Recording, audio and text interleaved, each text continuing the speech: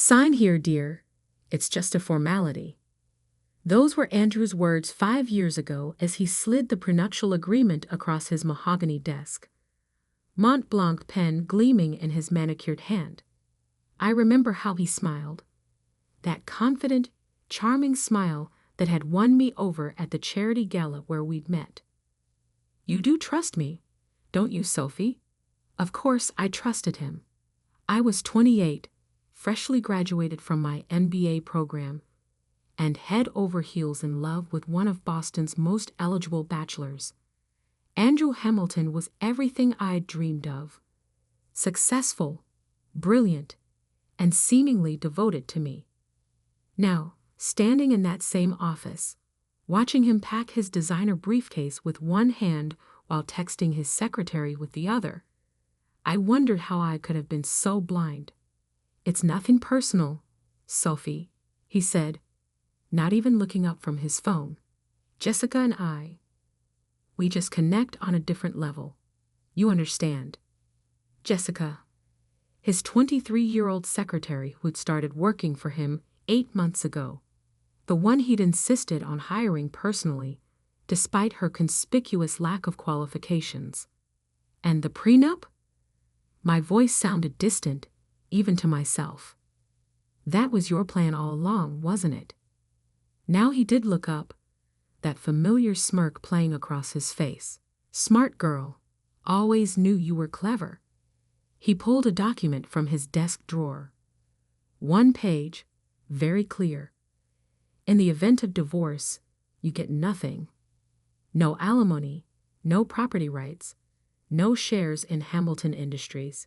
You signed it, remember? I remembered. I also remembered how he'd rushed me through it, how he kept talking about the wedding plans, distracting me from the fine print. Good luck surviving, he added, shouldering his briefcase. Though I hear the library is hiring. You've always liked books, haven't you? He laughed as he walked out, leaving me alone in the office where I'd spent countless hours helping him build Hamilton Industries into what it was today. The company he'd now locked me out of with a single page of legal text. My phone buzzed. A text from Megan, my best friend, and, as luck would have it, a corporate lawyer. Just heard. Coming over now. Don't kisahin ainoihi. I sank into one of the plush office chairs, my mind racing. 5 years of marriage, of dedicating myself to Andrew's company, of putting my own career dreams on hold, all ended with a smirk and a 1-page prenup. Megan arrived like a whirlwind, her court heels clicking against the marble floors, her face flushed with anger. That bastard. I knew he was planning something when he started staying late with that Barbie doll secretary. She dropped her briefcase on the desk and pulled me into a fierce hug. Tell me everything. I did, starting with finding the texts on Andrew's iPad 2 weeks ago. Messages to Jessica about their future together. How he'd grown increasingly distant, working late, taking mysterious business trips. Then this morning's bombshell. Divorce papers delivered to my office, along with the prenup I'd signed 5 years ago. He said it's nothing personal. I finished bitterly. That Jessica understands him better. Understands his wallet. More like, Megan muttered, already flipping through the documents. Let me see this prenup he's so smug about. I handed it over, watching as her sharp eyes scanned the legal text. After a moment, she frowned. Something's off here, she said slowly. The formatting, it's not quite right. What do you mean? She held the page up to the light. See these margin marks? They don't align properly. And the page number. She pointed to a tiny 1 at the bottom. Why number a single page? My heart started beating faster. You think there's more? I think. Megan said, pulling out her phone. We need to talk to the lawyer who drafted this. Gerald Foster, according to the letterhead, and lucky for us, I know exactly where to find him. 2 hours later, we sat in Gerald Foster's cramped office in downtown Boston. He was older than I expected, with kind eyes behind wire-rimmed glasses, and a body that looked like it had seen better days. "Of course I remember the Hamilton prenup," he said, pulling out a thick file. "Quite an interesting document, actually. One of my last cases before retirement." "Mr. Foster," Megan leaned forward, "the copy my friend was given shows only 1 page. But you're indicating there was more." The old lawyer's eyes narrowed. "1 page? That's not possible." The original document was quite extensive. Multiple pages dealing with various contingencies, particularly regarding intellectual property and company holdings. My hands started trembling. "Intellectual property?" "Yes, my dear. You see, Andrew was quite insistent about protecting his company's patents and trade secrets. But your father, clever man, your father, he insisted on adding some provisions of his own." "My father," I whispered. "But he died before the wedding. He never met Andrew." Foster smiled gently. "Oh, he met him. 3 months before his death, your father came to me. He was concerned about Andrew's reputation in certain business circles. He wanted to make sure you were protected." He turned to his computer, typing slowly with 2 fingers. "I should have the original scanned somewhere. Ah, here we go." The printer whirred to life, producing several pages. Foster handed them to me with a flourish. "Page 2 is particularly interesting. The one dealing with intellectual property theft and corporate espionage." I stared at the documents, my vision blurring slightly. There it was, page 2 of a prenup I'd never seen in its entirety. And what I read made my blood run cold. "Megan," I said quietly, "I need you to look at this. Now." She took the pages, her eyes widening as she read. "Oh my God," she breathed. "Sophie, do you know what this means?" I did. I was beginning to understand exactly what my father had done, and why Andrew had been so careful to hide these pages from me. The smug smile, the rush to get me to sign, the careful distraction. It all made sense now. "Mr. Foster," I said, my voice steadier than I felt, "I need copies of everything.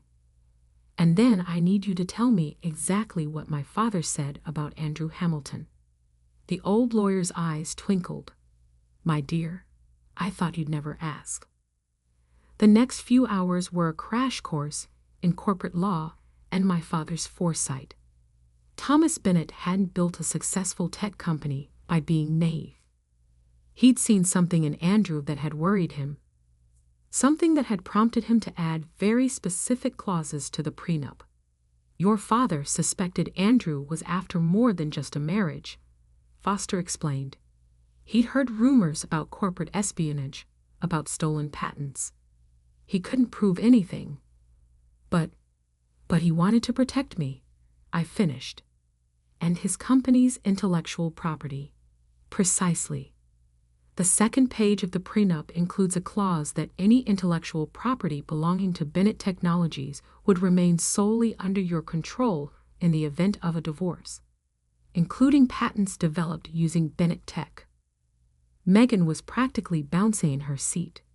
"Sophie, don't you see what this means? Hamilton Industries' biggest products, their whole AI division, it's all built on Bennett Technologies' original patents." I did see. I saw exactly why Andrew had hidden these pages, why he'd been so confident with his 1-page prenup. He thought he'd covered his tracks. "He never knew," I said slowly. "All these years, he never knew my father had outplayed him." Foster nodded.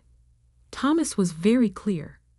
These pages were to remain sealed unless Andrew initiated divorce proceedings. He said, and I quote, Let him show his true colors first. My phone buzzed again. Andrew, probably calling to gloat or pressure me about the divorce papers. I let it go to voicemail, my mind already racing with possibilities. Megan, I said, turning to my friend, how quickly can we file a countersuit? She grinned, already pulling out her laptop. Give me an hour. By the time we're done, Andrew Hamilton won't know what hit him. I touched the papers reverently, thinking of my father. He'd seen through Andrew's charm, had put these protections in place even when I was too blinded by love to see the truth.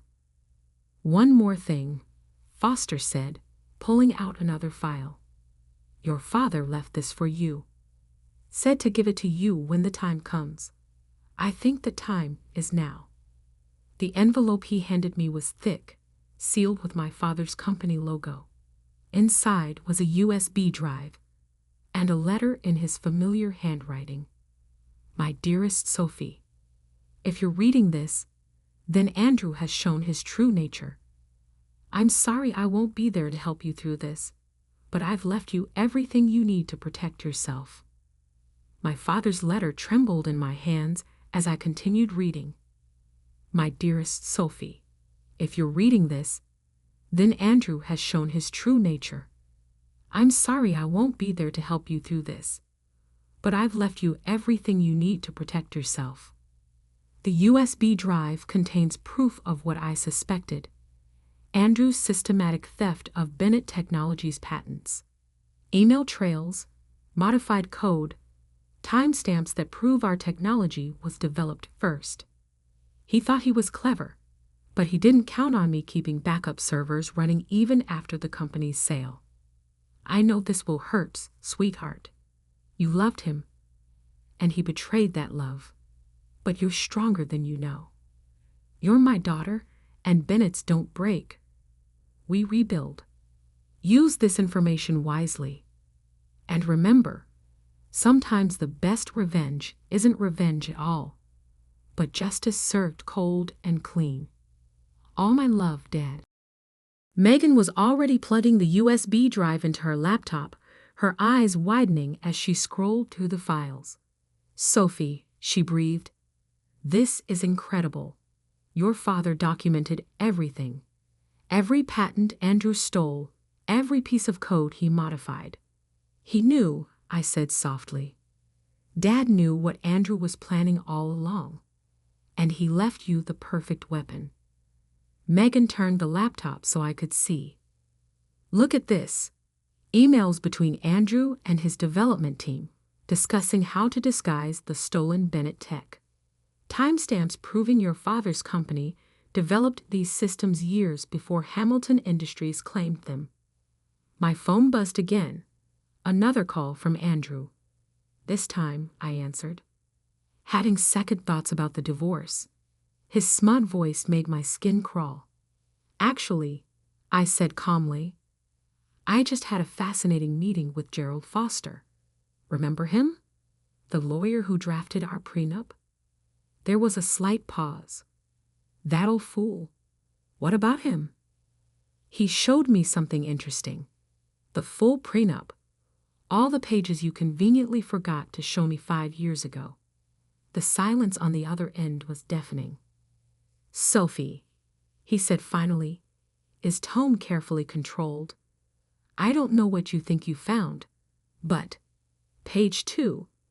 I cut him off. The one about intellectual property rights. Specifically, Bennett Technologies patents. Ring any bells? I heard him inhale sharply. That's impossible. Those pages were destroyed. Apparently not. Oh, and Dad left me something else.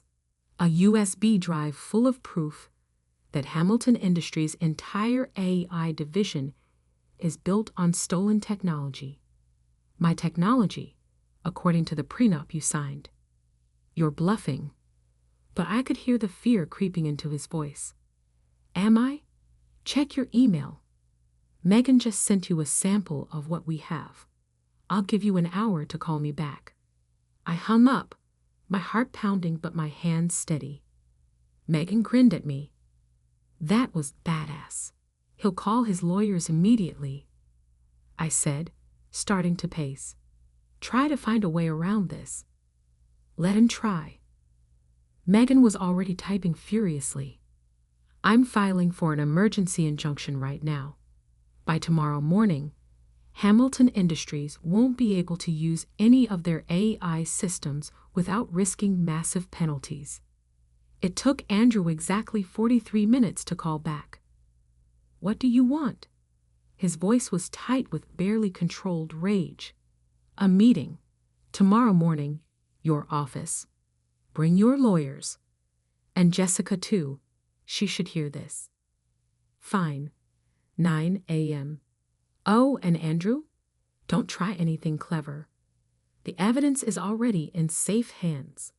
I spent that night in my home office, going through every file my father had left. The more I read, the more amazed I was at his foresight. He hadn't just documented the theft. He created a complete roadmap of how Hamilton Industries had integrated the stolen technology into their systems. By morning, I was ready. I dressed carefully in my sharpest suit. Valentino, bought with my own money from my years working before I met Andrew. The irony wasn't lost on me. Megan met me outside Hamilton Industries headquarters, alongside Gerald Foster and 2 other lawyers from her firm. Ready to take him down? I touched the USB drive in my pocket. Ready.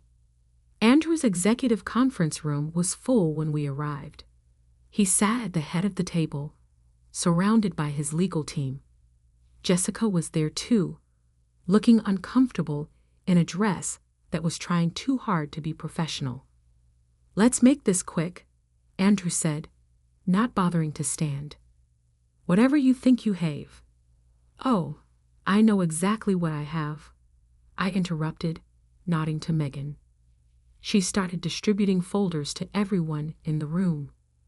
Page 1, I said clearly, is the prenup you showed me. Page 2, the one you hid, gives me full rights to any Bennett Technologies patents in the event of divorce. Pages 3 through 10 detail exactly how Hamilton Industries stole and modified those patents. Andrew's lawyers were flipping through the documents, their faces growing increasingly concerned. One of them leaned over to whisper something in Andrew's ear. This is ridiculous, he snapped. You can't prove. Actually, we can prove everything. Megan connected her laptop to the room's display screen. These are the original Bennett Technologies patents, filed 3 years before Hamilton Industries suddenly developed remarkably similar systems. For the next hour, we laid out our case methodically. The stolen code, the modified timestamps, the internal emails discussing how to disguise the theft. With each revelation, Andrew's face grew paler. Jessica watched the presentation with growing horror, finally standing up abruptly. I need to. Stay, I said firmly. You should hear this too. The company you think you're getting, it's built on theft, and it's about to come crashing down. One of Andrew's lawyers cleared his throat. Perhaps we should discuss settlement terms. No. Andrew slammed his hand on the table. I built this company. I made it what it is. You stole what my father built. I corrected him. And now you have a choice. Either we do this the easy way, or we let the FBI's corporate fraud division handle it. Dad sent them copies of everything, too. The room erupted in chaos. Lawyers huddling together, Andrew shouting about betrayal, Jessica slipping quietly out the door. Finally, Andrew's lead lawyer spoke. What are your terms? I pulled out another document, one I'd prepared last night. Full control of Hamilton Industries' AEI division. It goes back to Bennett Technologies, which I still own. You keep the rest of the company, but you license our technology legally from now on. And I smiled coldly. I want a public statement acknowledging where the technology really came from. You can't be serious, Andrew sputtered. That division is worth billions. It was worth billions when my father developed it too, I said quietly. Before you stole it. The negotiations took hours. By the end, Andrew was a shadow of the confident man who'd smirked at me yesterday. The final agreement was even better than I'd hoped. I got the AI division, a seat on Hamilton Industries board, and a public acknowledgement of Bennett Technologies' contributions. One more thing, I said as the lawyers finished the paperwork. The divorce settlement. I want the house. Andrew looked up, surprised. The beach house? Why? It's barely worth. It's where my father spent his last summer. I cut him off. It matters to me. You can keep the penthouse. I'm sure Jessica will love it. That evening, I sat in my father's old study at the beach house, watching the sunset over the ocean. Megan had gone home, promising to handle all the legal follow-up. The day's events felt almost surreal. My phone buzzed with a text from Jessica. I'm sorry. I didn't know about any of this. I didn't respond.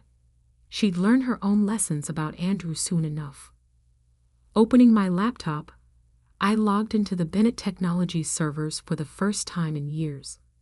The familiar interface welcomed me home, and I could almost hear my father's voice guiding me through the code like he used to.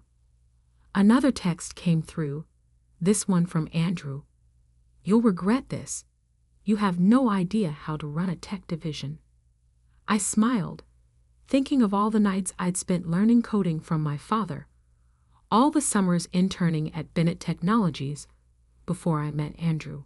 He'd never bothered to ask about my background in tech. He just assumed I was another pretty face with a business degree. The next few weeks were a whirlwind of transitions. The press had a field day with the story. Hamilton Industries' AEI division returns to original innovator's daughter. Andrew's reputation in the business world was in shambles, and Jessica had already moved on to greener pastures. I threw myself into rebuilding Bennett Technologies, discovering that I remembered more of my father's lessons than I'd realized. The team welcomed me warmly, many of them old employees who'd worked with Dad. 1 month after the takeover, I stood in front of Bennett Technologies' headquarters, now restored to its former glory. The sign above the door gleamed in the morning sun. Bennett Technologies, innovation with integrity. My phone buzzed, a message from Megan. Andrew's trying to salvage what's left of Hamilton Industries. Apparently, their stock is tanking without the AEI division. Need any new clients? I laughed, tucking the phone away. Let him struggle. I had more important things to focus on. That evening, I visited my father's grave, placing fresh flowers by the headstone. You knew, I said softly. You knew he tried to take everything, so you made sure I had what I needed to take it back. The wind rustled through the trees, and I could almost hear his response. Bennett's don't break.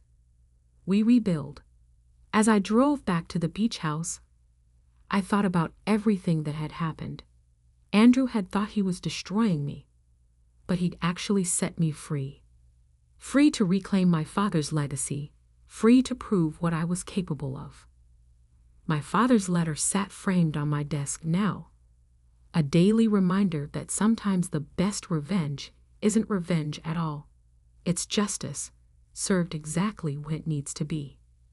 The next morning, as I walked into my office at Bennett Technologies, my assistant handed me the latest market reports.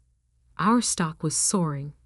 New clients were lined up for meetings, and the tech blogs were buzzing about our upcoming innovations. Oh, and Miss Bennett? She added with a smile. Mr. Hamilton's office called. They want to discuss licensing terms for some of our new patents. I smiled, settling into my chair. Tell them to send a proposal. And Sarah? Make sure they know our terms are non-negotiable.